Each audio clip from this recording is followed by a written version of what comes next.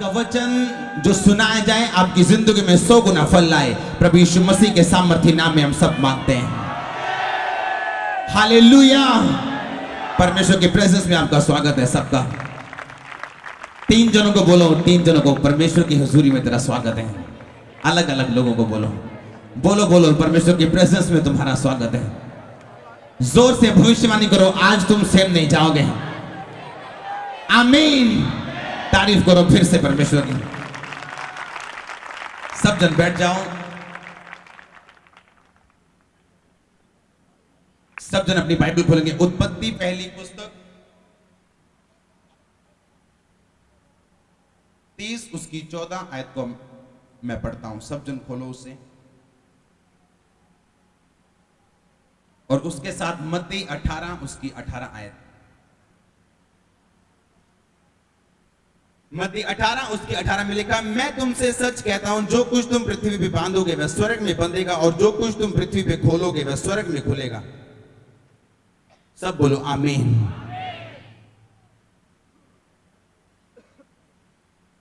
क्या कहा परमेश्वर ने? जो कुछ तू धरती पे बांधेगा वो कहां बंधेगा?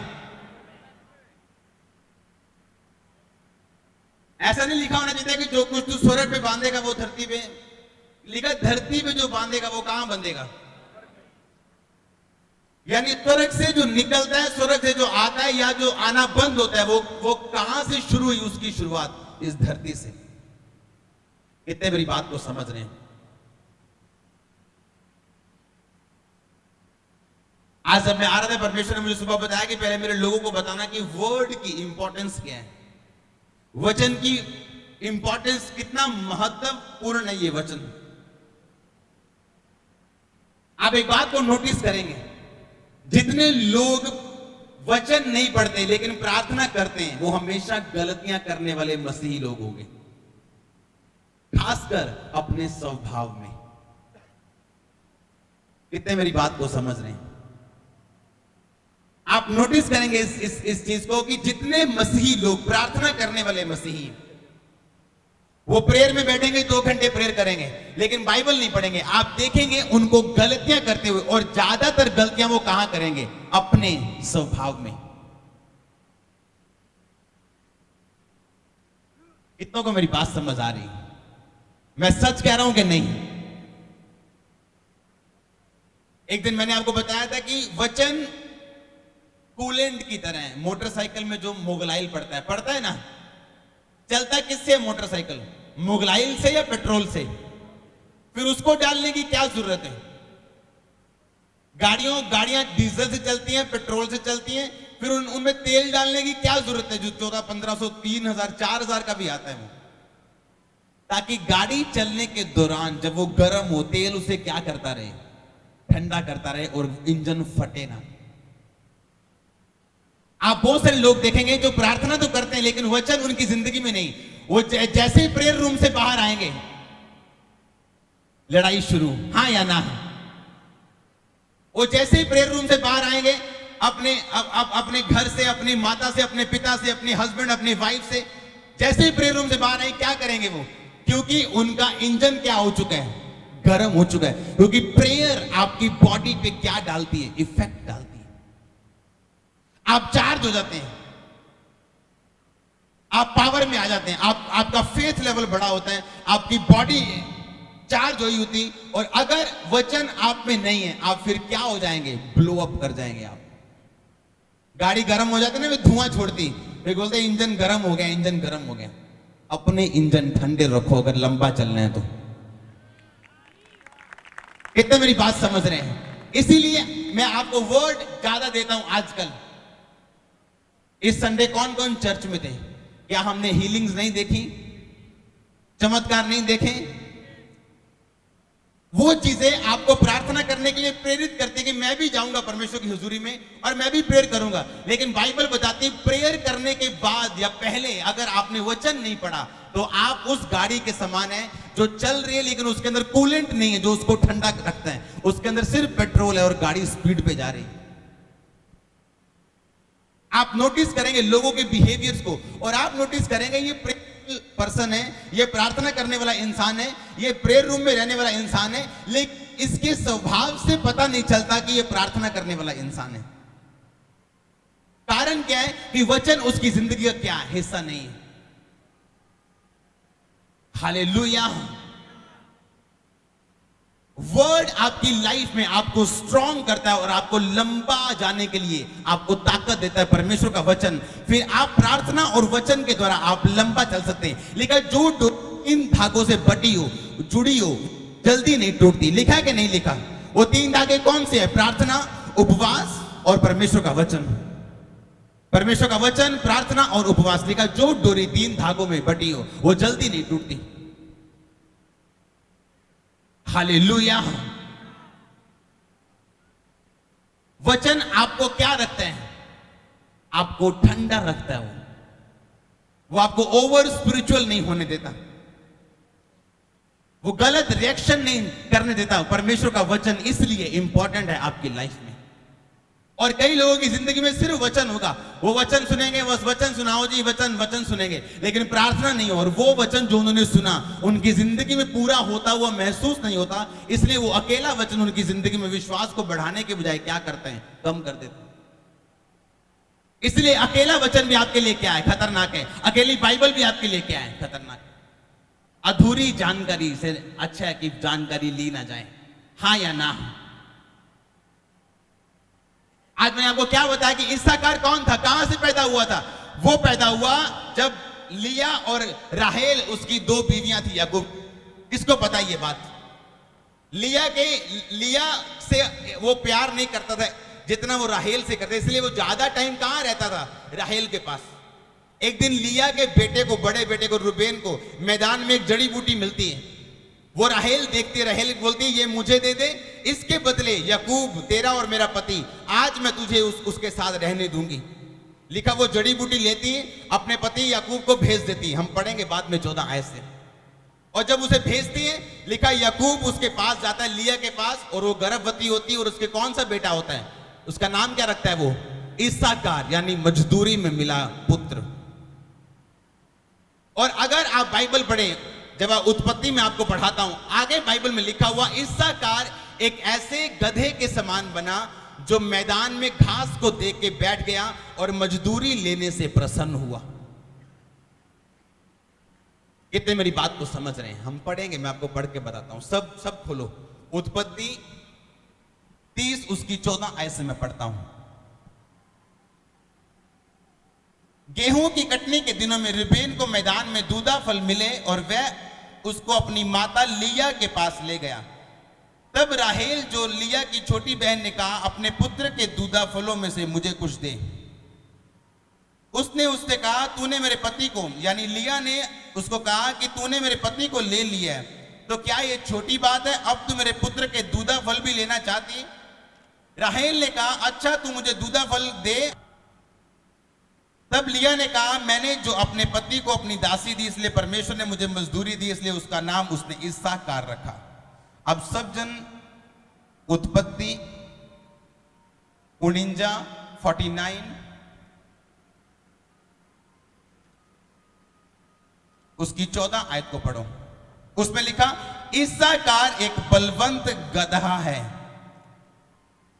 यह भविष्यवाणी है सारी याकूब की जो उसने अपने बच्चों को दी, जो पशुओं के बाड़े के बीच में दबका रहता है। 15 आयत में लिखा, उसने एक विश्राम स्थान देखकर कि अच्छा है और एक देश की मनोहर है, अपने कंधे को बोझ उठाने के लिए झुकाया और बेगारी में दास का सा काम करने लगा। सब बोलो आमीन।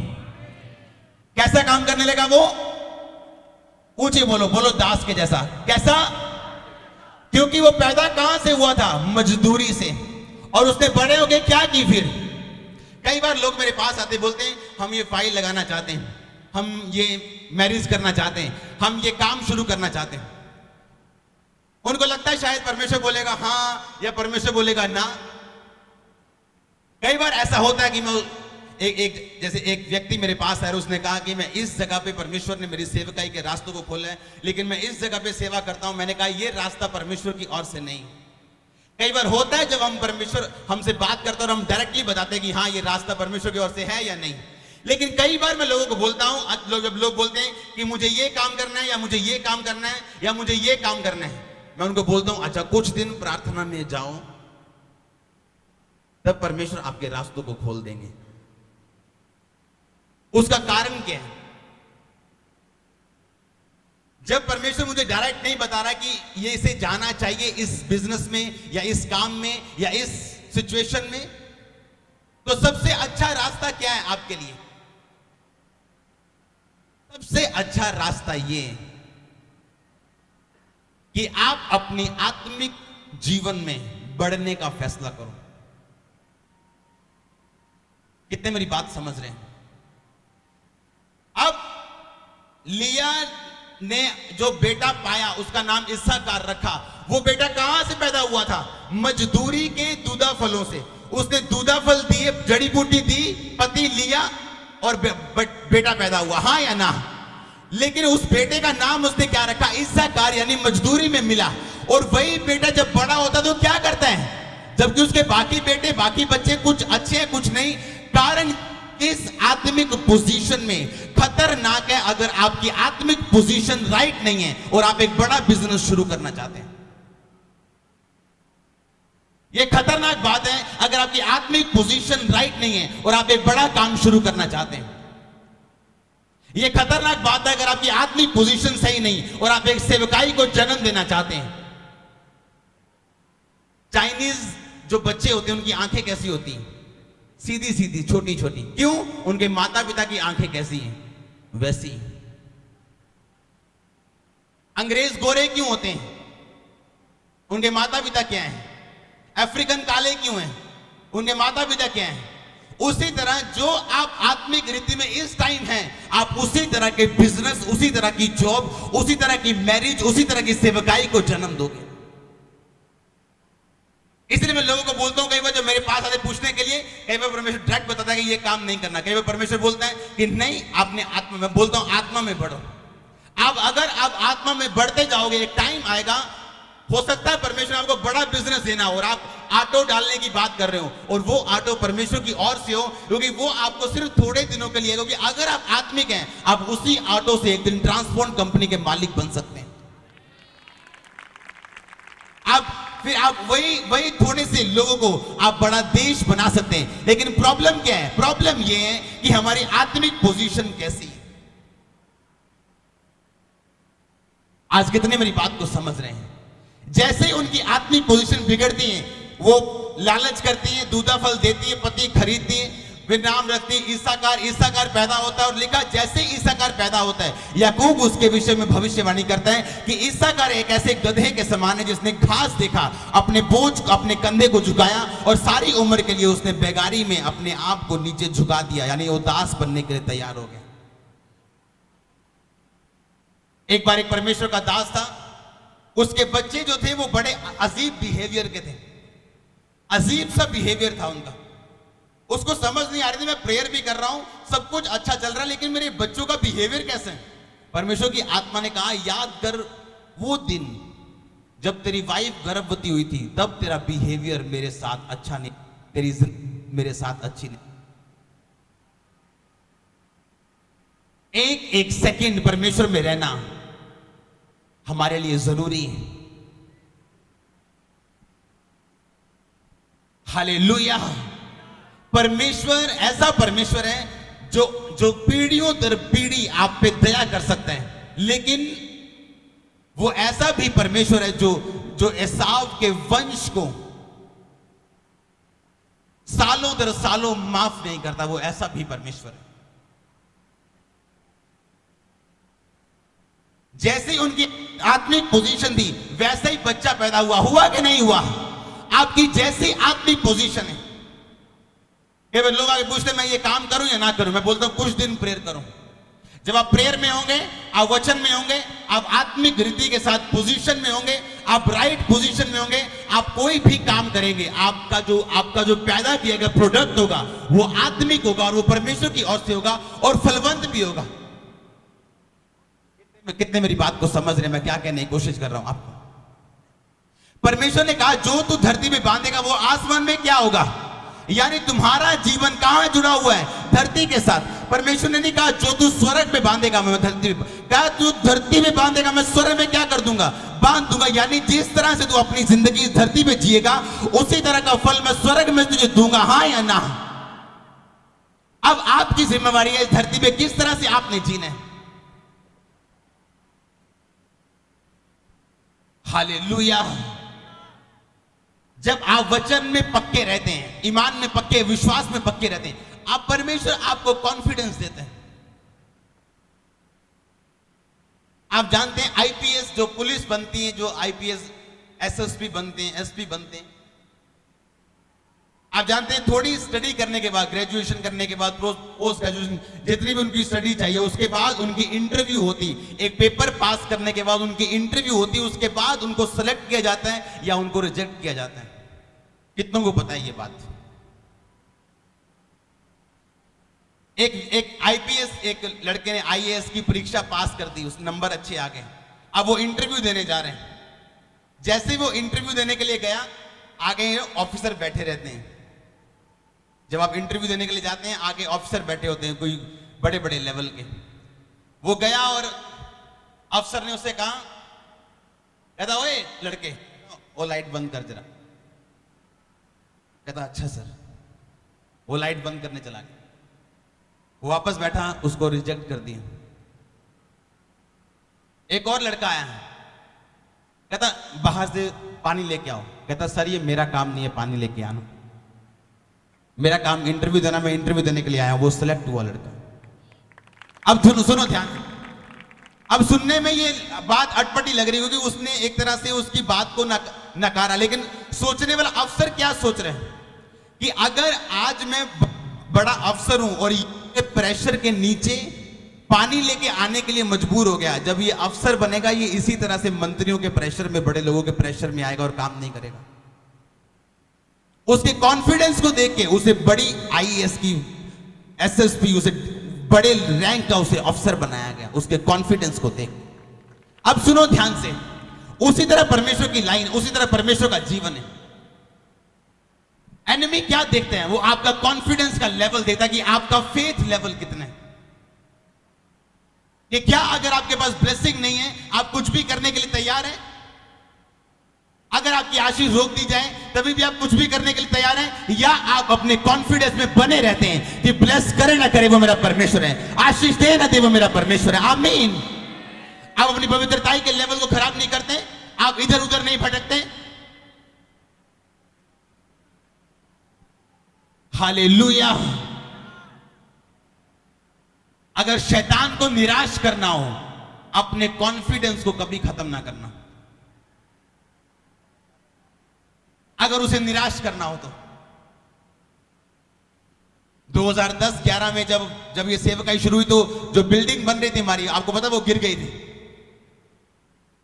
जो ऑफिस, जहां पे हमारी जगह में ऑफिस था, और लोग आके बोले जी नुकसान हो गया जी, वो मोड़ा हुआ जी। मेरे मुंह से क्या निकला कि सब बातें मिलकर क्या पैदा करती हैं।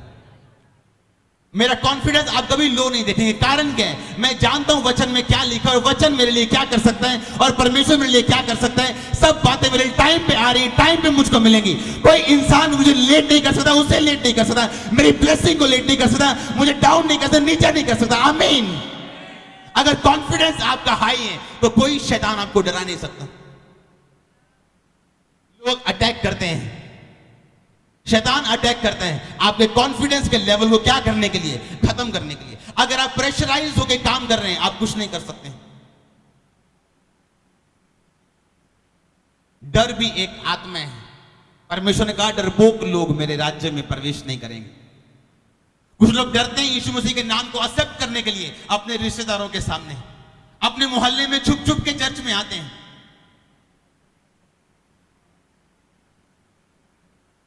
अगर आप आत्मिक साउंड है, आत्मिक पोजीशन में, आप उसी तरह की चीजों को क्या करेंगे, पैदा करेंगे। आप सेम अपने जैसी जिस तरह से आपकी स्पिरिचुअल लाइफ अब है, जो आप अब पैदा कर आपके जैसा ही होगा, जिस तरह का आपका आत्मिक जीवन इस समय। इसलिए मैं लोगों को बोलता हूं अगर कुछ भी शुरू करना है तो आपका आत्मिक होना बहुत जरूरी है। वो चाहे इस संसार की बातें हो, बिजनेस हो या सेवकाई हो, वो आपका नया घर हो या आपका बिजनेस हो या आपकी जॉब हो या आपका नया रास्ता हो या वीजा फाइल लगानी हो या बिजनेस करना हो या जॉब करनी हो, कुछ भी करना हो, कुछ भी जो आप चाहते हैं, आपका आत्मिक होना बहुत जरूरी है। आपका आत्मिक होना इस बात की गारंटी है, जो काम आपने शुरू किया शायद वो फाइनल ना हो, लेकिन उसी काम के बीच से मैं आपको गारंटी देता हूं, आप सफलता की पौड़ी पे होंगे, लास्ट ऊंची पौड़ी पे, यीशु मसीह के नाम में। प्रॉब्लम ये नहीं कि आज आपने छोटा काम शुरू किया, प्रॉब्लम ये है हम आत्मिक नहीं, क्योंकि एक आत्मिक इंसान छोटे काम से उसको बड़ा करने की ताकत रखता है, क्योंकि वो एक आत्मिक इंसान है। मोस्टली इंसान गलतियां कब करते हैं? जब वो आत्मिक नहीं है। डिसीजन कब रॉन्ग होते हैं? जब वो आत्मिक नहीं। हालेलुया। जब आप आत्मिक हैं, आप उसी तरह की चीजों को, सफल चीजों को आप पैदा करेंगे अपनी जिंदगी में। अब प्रॉब्लम ये नहीं आपके पास बिजनेस नहीं है, जॉब नहीं है, फाइनेंस नहीं है या सेवकाई नहीं है, प्रॉब्लम ये है कि हम आत्मिक नहीं। आत्मिक व्यक्ति दूसरे पास्टर्स के बारे में बुरा नहीं बोलते, वो दूसरों की आशीष की ओर नहीं देखते, उनका ध्यान कहां है कि किस बात के लिए परमेश्वर ने मुझे बुलाया और मेरा ध्यान किस बात पे कंसंट्रेशन के साथ मुझे चलना है, मेरा फोकस कहां पे होना चाहिए, मेरा दर्शन क्या है। आज लोगों को अपने दर्शन के बारे में नहीं पता, लेकिन दूसरे का दर्शन खराब कैसे करना वो इस विषय में काम करते हैं, और देखते क्या है कि दूसरे का दर्शन जो खराब हो रहा था वो अब दुगुना हो चुका है, वो बढ़ चुका है, वो ब्लेस हो चुका है। हाँ या ना? क्योंकि हम भूल जाते कि हमारी आशीष किसकी ओर से है? परमेश्वर की ओर से। आपकी आशीष कोई शैतान छीन नहीं सकता, कोई व्यक्ति जितनी मर्जी योजनाएं लड़ाए वो उसको छीन नहीं सकता, उसको खराब नहीं कर सकता। कितने मेरी बात को समझ रहे हैं? अब प्रॉब्लम क्या है? प्रॉब्लम ये है हम आत्मिक नहीं। जब शरीर मरता है आपको साफ साफ दिखता है। अगर इस लाइट के आगे जालियां लगा दी जाएं, बहुत सी जालियां, अगर इसके आगे मैं 20 जालियां लगा दूं, आपको ये तो नजर आएगा इसके पीछे लाइट है, पर आपको प्रॉपर नजर नहीं आएगा। एक एक जाली हटाते जाओ और लाइट क्या होती जाएगी? बढ़ती जाएगी। उसी तरह स्पिरिट में आपको नजर तो आएगा पीछे कि हां परमेश्वर कुछ चाहता है, हां परमेश्वर की कोई प्लानिंग है, पर क्या है ये पता नहीं। कारण क्या है? बहुत सी जालियां उस लाइट के आगे। हालेलुया।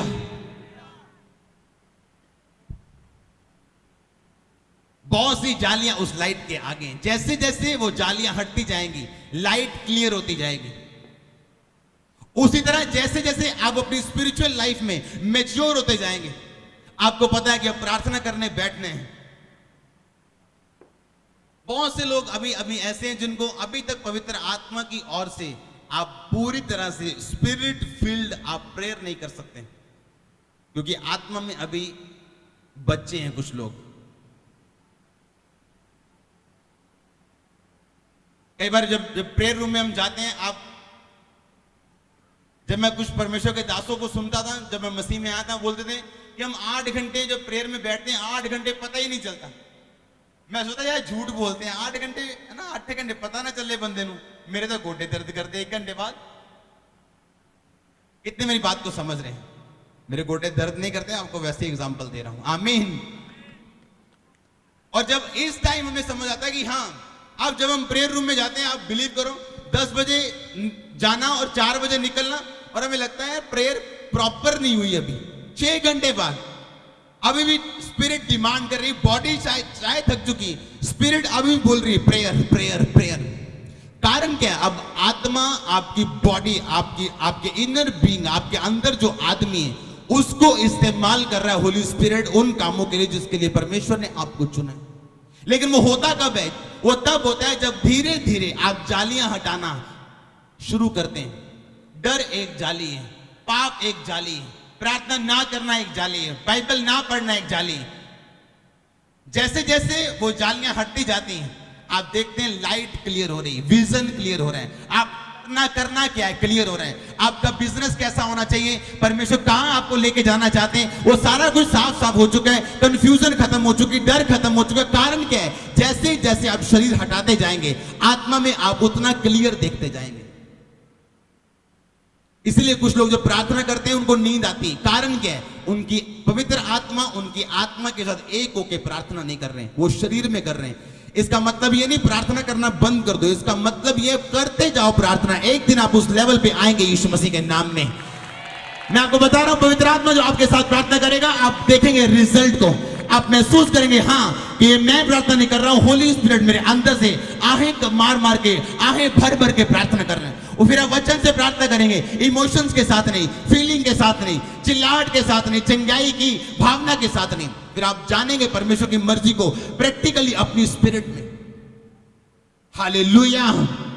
कैसे आप जान सकते हैं परमेश्वर की आवाज आपकी लाइफ के लिए क्या है? जो व्यक्ति बाइबल नहीं पढ़ सकता उसे परमेश्वर की ऑडिबल यानी सुनने वाली आवाज कभी नहीं आ सकती। ये मैं आपको बार बार बोल चुका हूं। जो व्यक्ति बाइबल नहीं पढ़ता वो कभी भी परमेश्वर की सुनने वाली आवाज जो हम कानों में और स्पिरिट में सुनते हैं, महसूस नहीं करते, लगता नहीं है या आता नहीं है दिमाग में, सुनना आवाज को वो कभी नहीं कर सकता अगर उस लाइट के आगे जालियां लगी और अगर आपकी बाइबल पूरी नहीं है। लोगों के पास बहाना है, हमें पढ़ना नहीं आता, हम अनपढ़ हैं।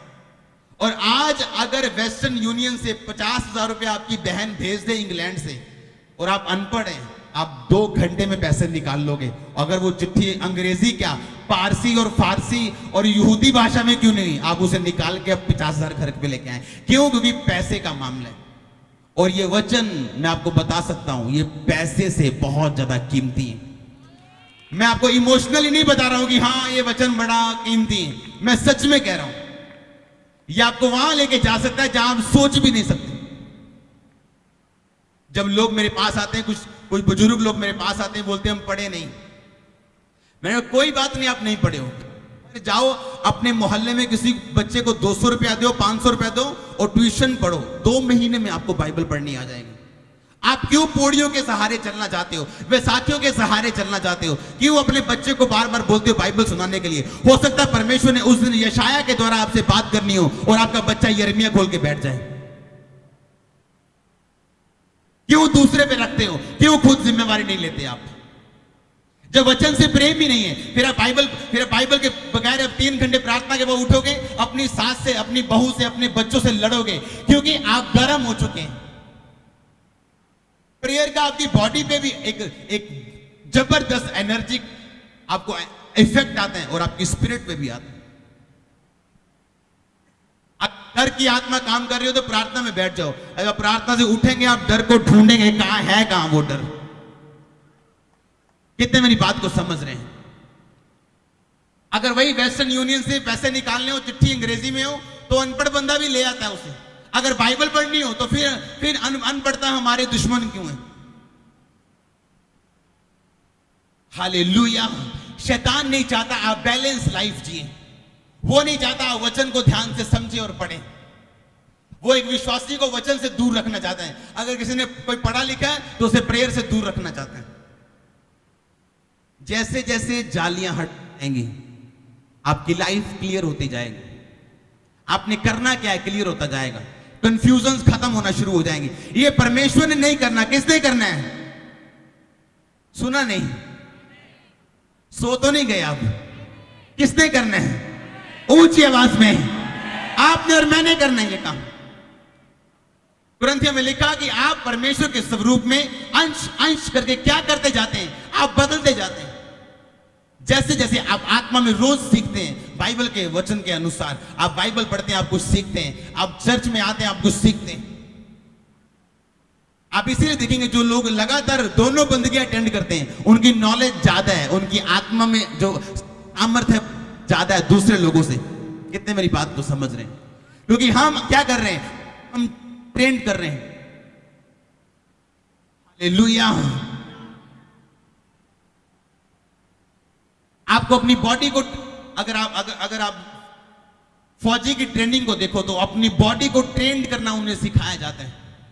कि भूखे रहना है, 2 दिन काम करना है, अब पानी के नीचे से करना है, अब घिसट घिसट के जाना है। उनकी बॉडी ट्रेन रहती है। अपनी बॉडी को ट्रेन करो। जरूरी नहीं जब ये खाना मांगे इसे तभी खाना देना है, और ये भी नहीं कि अपनी सेहत का ध्यान नहीं रखना। जब फास्टिंग का टाइम है फास्टिंग करो, जब प्रेयर टाइम है उस टाइम प्रेयर करो। अपनी बॉडी में जितना आप कम घुसेंगे, अपनी आत्मा में उतने अपनी लाइफ को क्लियर देखेंगे। हालेलुया। वो वाले बिलीवर, मैं नहीं चाहता हम वो चर्च बनाए जो बिलीवर चर्च हो, जैसे अब प्रार्थना की जरूरत है, बच्चा हो जाए, अब बच्चा हो गया, अब उसे जरूरत है कि वो पढ़े, अब बड़ा हो गया, अब उसे जरूरत है नशे छोड़े, फिर प्रेयर, अब उसका बच्चा नहीं हो रहा। कितने मेरी बात को समझ रहे हैं? वो वाली चर्च नहीं, जिसे पता हो बाइबल में क्या लिखा है, जो जानता हो उसके अधिकार क्या है, जो जानता हो उसे शरीर में नहीं चलना। अब बाइबल कहती है गुस्सा कर पर पाप ना कर। लिखा कि नहीं लिखा? कोई आपको आपके बारे में बुरा बोले, गलत अफवाह फैलाए, आप गुस्सा कर सकते हैं, आपको गुस्सा आ सकता है, लेकिन रिप्लाई मत करो, पाप मत करो। जैसे आप कंट्रोल में रहना शुरू करेंगे, जालियां हटती जाएंगी, आप दूसरों से ज्यादा उज्जवल होंगे। मैं आपको बता रहा हूं, ये प्रोफेसी है। आप देखेंगे, फिर आपको दिखाने की जरूरत नहीं। अगर यहां पे एक लाइट लगा दी जाए जो सब लाइटों से उज्जवल हो, तो आपको बताने की जरूरत नहीं कि बहनों आ लाइट ज्यादा चमकदार है। देखोगे हाँ हाँ, तो हम दिख नहीं रहा, दिख रहे ना, तो हम दिखता है कि यह लाइट की है, ज्यादा उज्जवल है। फिर आपको बताने की जरूरत नहीं किसी को कि मैं ज्यादा चमकदार हूं। आपकी लाइट, आपकी रोशनी बताएगी कि आप वचन की समझ है, आप आत्मिक हैं, आप जानते हैं कैसे चलना है, कैसे नहीं चलना है, कब चुप रहना है और कब बोलना है। आमीन। मैं हैरान हूं लोगों के शब्दों पे, कैसे घरों में जीते हैं वो। आपके शब्दों से पता चलता है कि आपके अंदर कौन सा झरना बहता है। परमेश्वर ने कहा जो कुछ तेरे अंदर है वो क्या होगा? बाहर आएगा। जो कुछ तेरे मन में भरा पड़ा है वो क्या होगा? तेरे बाहर आएगा।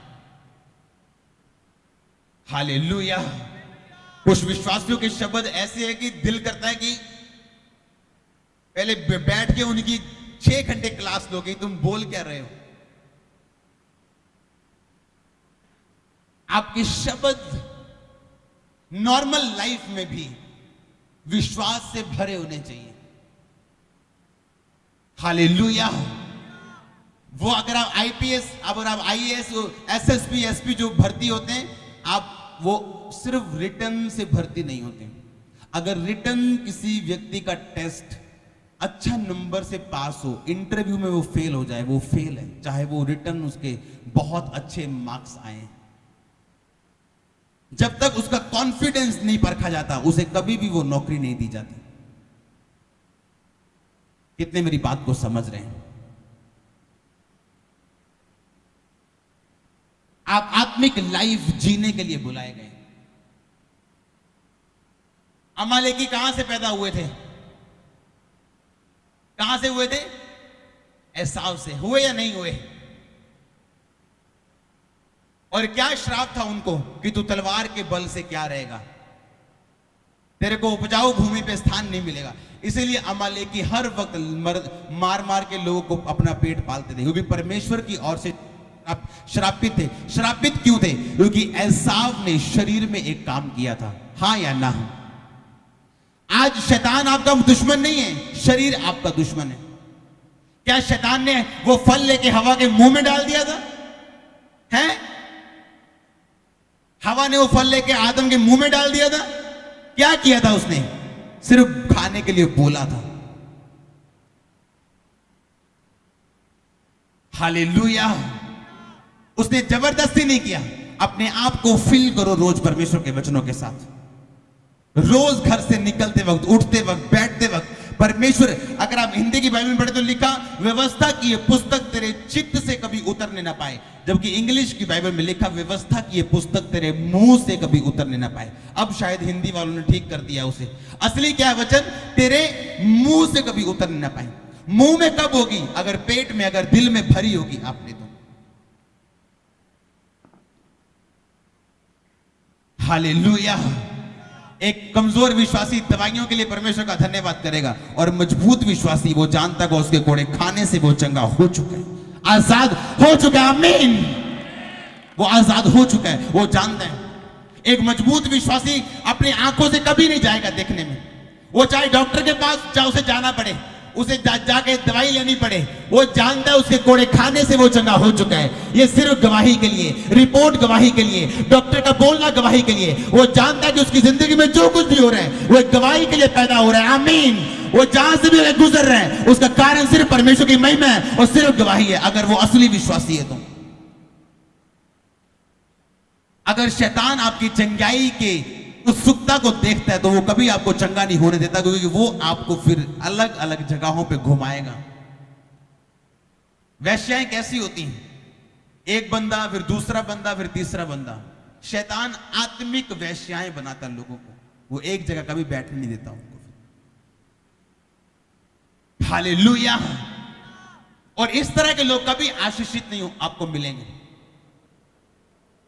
आपका पहला काम क्या है? जब आप चर्च में आए आपने वचन को सुनना है, फिर आपने परमेश्वर से अपने संबंधों को बनाना है, वचन को पढ़ के, सुन के और प्रार्थना के साथ और उपवास के साथ।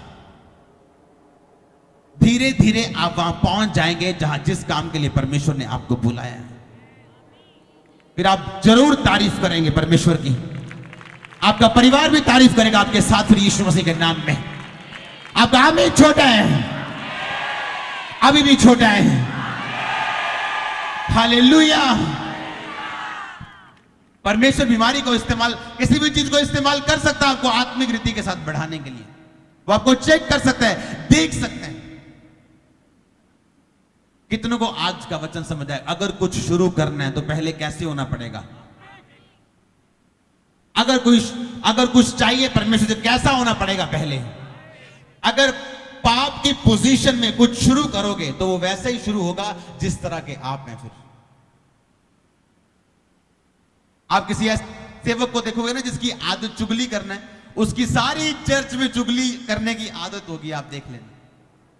उसकी टीम में भी चुगली करने की आदत होगी, लड़ने की। अगर आप पास्टर को देखेंगे कूल, आराम से, उसकी टीम, उसके लोग भी आराम से। वो जानते वो बढ़ रहे हैं उस दिशा में जहां आशीष है, जहां उद्धार है लोगों का। मैं आपको बता रहा हूं, टाइम नोट कर लो, डेट नोट, अभी आज की टाइम डेट नोट कर लो। आपके परिवार चर्च में बैठे होंगे, आप देखना। मैं आपको सच बता रहा हूं, प्रोफेसी है ये। आपके अपने परिवार चर्च में बैठे होंगे। आप चुंबक बनते हैं जब आप आत्मा में और वचन के अनुसार चलना शुरू करते हैं। आप चुंबक बनना शुरू हो, आप एक मैग्नेट बन जाते हैं लोगों के लिए। लोग जरूर देखते हैं आपका खुदा कौन है, आपका परमेश्वर कौन है, ये किस परमेश्वर को मानते हैं। हालेलुया। कैसे कैसे कैसे? फलों से या वरदानों से? फलों से। एक पेड़ को कैसे समझते हो तुम? फलों से। जितना जितना पेड़ पुराना होता जाता है उसका फल उतना मीठा और रसदार होता जाता है, अगर उसकी खाद, उसकी केयर अच्छी रीति के साथ की हो तो। जब आप बड़े होते हैं ना आत्मा में, जब आपको आत्मा में, अभी आप मसीह में आए, किसी को 1 साल हुआ, किसी को 10 साल हुए। अब 10 साल वाले व्यक्ति से हो सकता है परमेश्वर, मैं आपको प्रैक्टिकल बताता हूं,